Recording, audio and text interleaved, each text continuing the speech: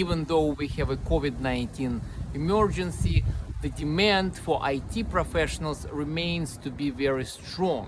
So what does it tell us?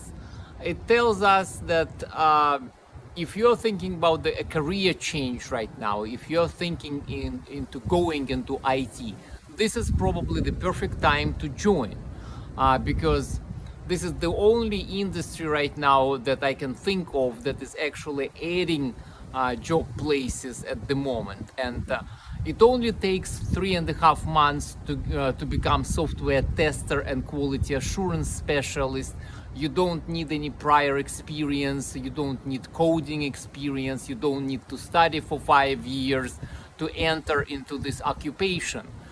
So think about it. If you are thinking about changing your career, if you're thinking that you can work from the comfort of your home, come and join Learnix Center, sign up for our free class and presentation, and we'll be happy to assist you.